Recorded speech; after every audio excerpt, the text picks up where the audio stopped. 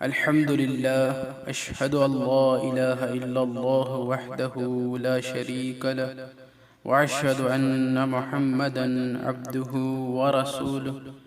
أعوذ بالله السميع العليم من الشيطان الرجيم من حمزه ونفخه ونفسه. بسم الله الرحمن الرحيم. الحمد لله رب العالمين الرحمن الرحيم مالك يوم الدين إياك نعبد وإياك نستعين اهدنا الصراط المستقيم صراط الذين أنعمت عليهم غير المغضوب عليهم ولا الضالين. شان نزول سورۃ الفاتحہ. حضرت عبداللہ بن عباس رضی اللہ تعالی عنہ فرماتے ہیں، ایک روز حضرت جبریل رسول اللہ صلی اللہ علیہ وسلم کے پاس بیٹھے ہوئے تھے کہ اسی اثنا میں انہوں نے اپنے اوپر سے ایک زوردار آواز سنی.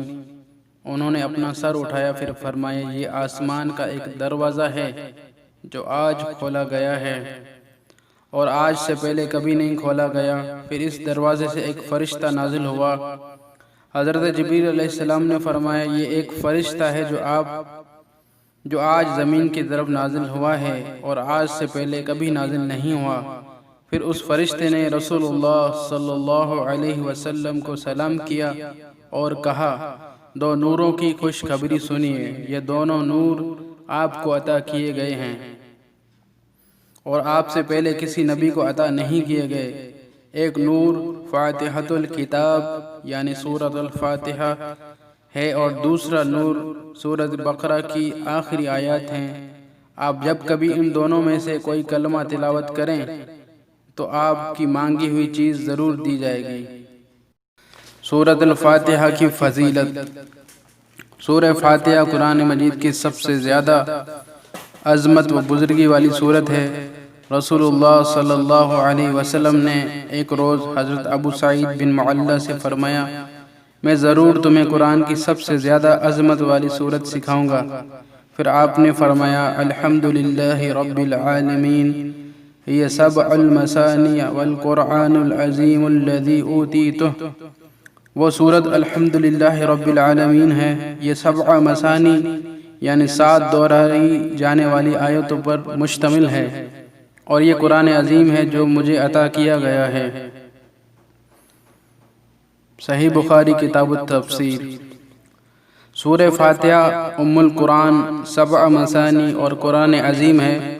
رسول اللہ صلی اللہ علیہ وسلم فرماتے ہیں صحیح بخاری میں، ام القرآن ہی 7 المثانی والقرآن العظیم. ام القرآن یعنی سورہ فاتحہ 7 مثانی اور قرآن مجید قرآن عظیم ہے. امن اس چیز کو کہتے ہیں جو کسی دوسری چیز کے وجود کا سبب ہو یا اس کی اصلاح اور تربیت کا سبب ہو یا اس سے کسی دوسری چیز کا آغاز ہو. سورہ فاتحہ کو ام القرآن اسی لیے کہا جاتا ہے کہ وہ قرآن مجید کی اصل ہے. اس سے قرآن مجید کی ابتدا ہوتی ہے. قرآن مجید میں سورہ فاتحہ کو مرکزی حیثیت حاصل ہے. حضرت ابو سعید خدری رضی اللہ تعالی عنہ فرماتے ہیں، عرب کے ایک قبیلے کے پاس سے کچھ صحابہ کا گزر ہوا. قبیلے والوں نے صحابہ کرام کی مہمان نوازی نہیں کی. اسی اثنا میں ان کے سردار کو بچھو نے کاٹ کھایا. قبیلے والوں نے صحابہ سے کہا، تمہارے پاس کوئی دوا ہے یا تم لوگوں میں کوئی جھاڑنے والا ہے؟ صحابہ کرام نے کہا، تم نے ہماری مہمان نوازی نہیں کی، لہٰذا جب تک تم ہمیں کچھ مال نہ دو گے ہم علاج نہیں کریں گے. ان لوگوں نے کچھ بکریاں دینے کا وعدہ کیا. ایک شخص نے سورہ فاتحہ پڑھنی شروع کی. وہ تھوک کو جمع کرتا اور اس پر تھتکارتا. الغرض وہ سردار اچھا ہو گیا. اس نے اس شخص کو 30 بکریاں دیں اور ہمیں دودھ پلایا. بعض صحابہ نے رضوان اللہ علیہ اجمعین نے کہا کہ ہم بکریاں نہیں لیں گے جب تک رسول اللہ صلی اللہ علیہ وسلم سے دریافت نہ کر لیں. الغرض انہوں نے رسول اللہ صلی اللہ علیہ وسلم سے دریافت کیا۔ رسول اللہ صلی اللہ علیہ وسلم مسکرائے اور اس شخص سے فرمایا تمہیں کیسے معلوم ہوا کہ یہ سورت رقیہ ہے؟ پھر آپ نے صحابہ کرام سے فرمایا تم نے ٹھیک کہا، تم نے ٹھیک کیا، ان بکریوں کو لے لو اور اپنے ساتھ میرا بھی حصہ لگاؤ۔ صحیح مسلم کتاب سلام۔ اس حدیث سے معلوم ہوا کہ سورہ فاتحہ رقیہ ہے، اس سے علاج کیا جا سکتا ہے اور شفائے امراض کے لیے اس کو پڑھا جا سکتا ہے۔ رسول اللہ صلی اللہ علیہ وسلم نے اپنا حصہ لینے کے لیے اس لیے کہا کہ آپ کے لینے کے بعد صحابہ کرام کو کسی قسم کی کراہت نہ ہو۔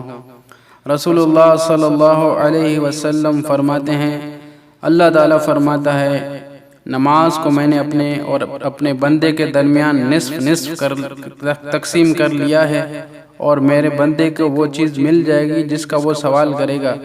جب بندہ کہتا ہے الحمدللہ رب العالمین تو اللہ تعالیٰ فرماتا ہے میرے بندے نے میری تعریف کی۔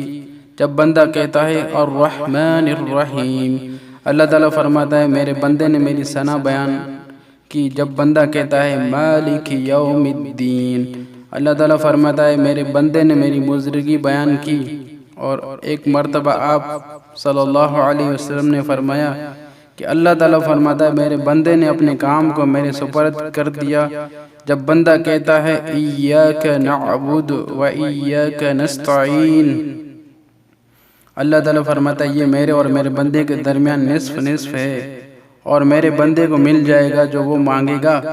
پھر جب بندہ کہتا ہے اہدنا الصراط المستقیم صراط الذین انعمت علیہم غیر المغضوب علیہم ولا الضالین، اللہ تعالیٰ فرماتا ہے یہ میرے بندے کے لیے ہے اور میرے بندے کو وہ چیز مل جائے گی جس کا وہ سوال کر رہا ہے۔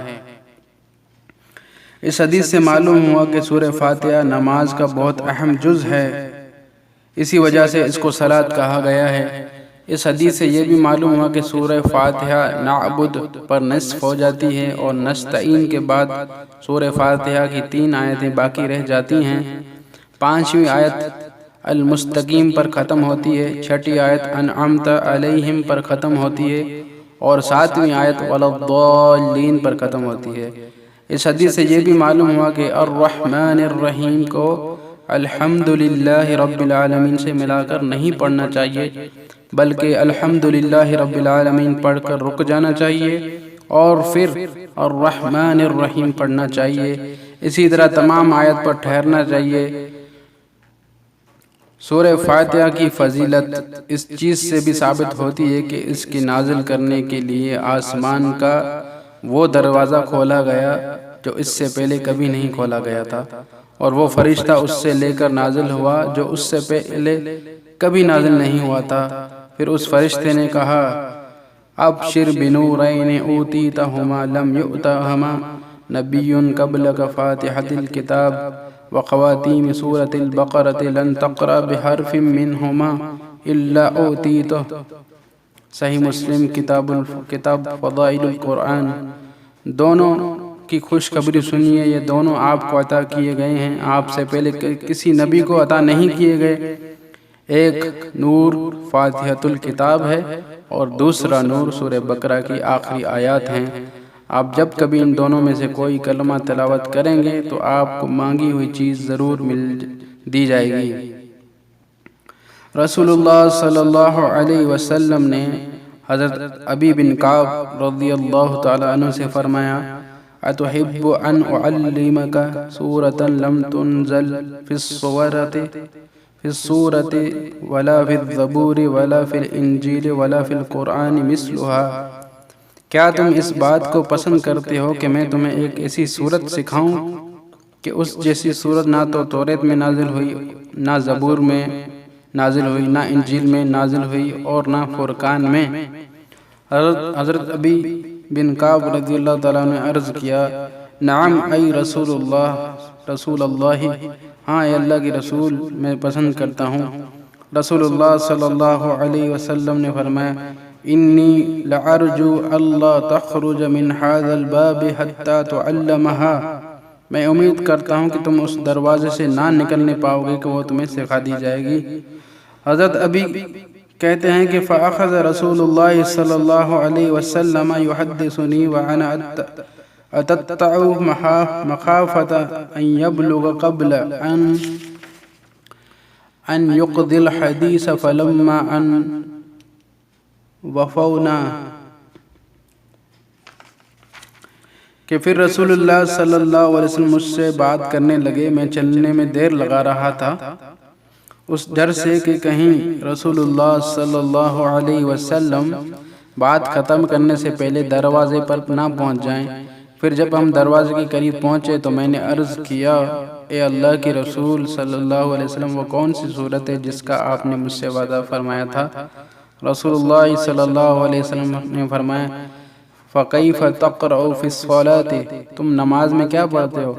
حضرت ابی کہتے ہیں کہ فَقَرَأْتُ عَلَيْهِ أُمُّ الْقُرْآنِ، میں نے آپ کو سورہ فاتحہ پڑھ کر سنائی تو رسول اللہ صلی اللہ علیہ وسلم نے فرمایا، وَالَّذِي نَفْسِي بِيَدِهِ مَا أَنزَلَ اللَّهُ فِي التَّوْرَاةِ وَلَا فِي الْإِنْجِيلِ وَلَا فِي الزَّبُورِ وَلَا فِي الْقُرْآنِ مِثْلَهَا وَإِنَّهَا لَسَبْعٌ مِّنَ الْمَثَانِي، قسم اس ذات کی جس کے ہاتھ میں میری جان ہے، اللہ نے اس صورت کے مثل نہ توریت میں کوئی صورت نازل کی، نہ انجیل میں، نہ زبور میں، اور نہ فرقان یعنی قرآن مجید میں، اور بے شک وہ 7 مثانی ہے۔ سورہ فاتحہ کے نام مندرجہ بالا احادیث سے معلوم ہوا کہ سورہ فاتحہ کے مندرجہ ذیل نام ہیں: پہلا الحمدللہ رب العالمین، دوسرا فاتحۃ الکتاب، تیسرا السبع المثانی، چوتھا القرآن العظیم، اور پانچواں ام القرآن۔ صفت اور اہمیت کے لحاظ سے اسے نور، صلاۃ اور رقیہ بھی کہا جا سکتا ہے۔ جزاک اللہ خیرہ۔ آپ نے سورۃ الفاتحہ کی فضیلت سماعت فرمائی، اور اس سورت کی پڑھنے کے بعد جو دعا آپ اللہ تعالیٰ سے فرمائیں گے، آپ کی وہ دعا قبول ہو جائے گی انشاءاللہ تعالی۔ جزاک اللہ خیرہ۔ اقول قولی ھذا لی ولکم، استغفر اللہ۔